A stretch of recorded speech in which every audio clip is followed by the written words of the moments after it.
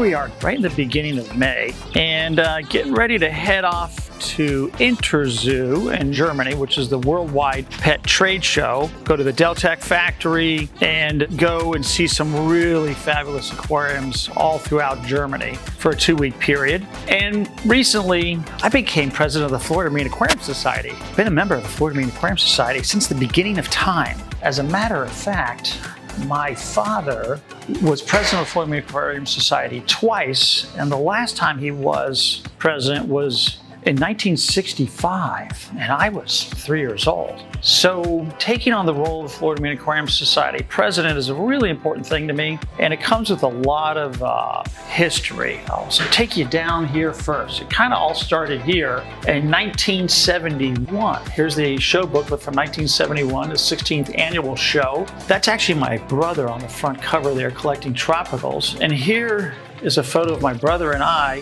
winning Best in Show that year. I was 9 and my brother was 11. And you gotta think, 2 young kids won Best in Show. That's never happened in the history of the club ever.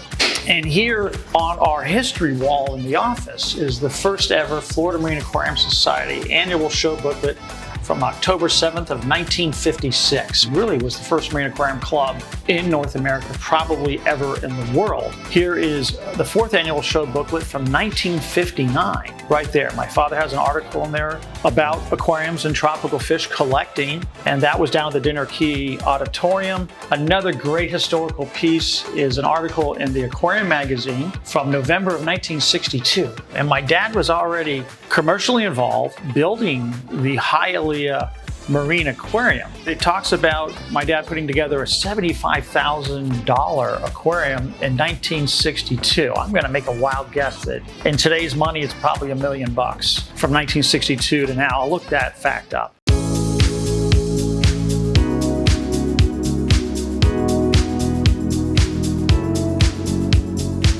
Article here about tropical fish collecting from 1968 in Skin Diver magazine. How to collect marine tropicals, my dad wrote. Great article, talks all about catching rare fish like the black cap basslet in Andros. Continuing down the wall, here's an article from 1976, I believe, in Sports Illustrated about aquariums and building custom aquariums. My dad wrote, there's the original magazine there.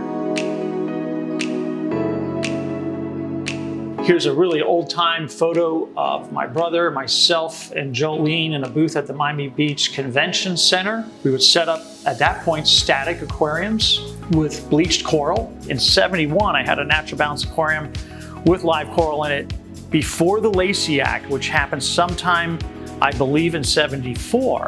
And then we had to transition to basically dead coral tanks with bleached corals, which obviously we wouldn't do nowadays. But you can see how many of these aquariums that I built through times with, big pieces of elkhorn and bleached fire coral. That's the stuff we did. Going into the late 80s, there's Joe Turner at about a year old at the MACNA show in Fort Lauderdale with Jolene. Here's an article from Audubon magazine that I was on the cover of, rating the reefs in 91 as well, 92. And then we could go down the wall further. We have more photos of reef aquariums, some history from ORA, going way back into the late 90s, early 2000s.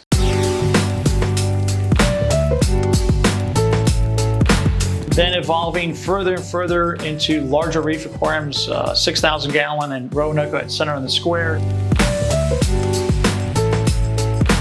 2,000 gallon at Red Bank Veterinary Hospital that I did also in the early 90s. An article about the Smithsonian that I built back in 2000. Lots of aquariums. So we're looking forward to heading off to Interzoo. Look for us next week. Like, subscribe, and we'll see you next time.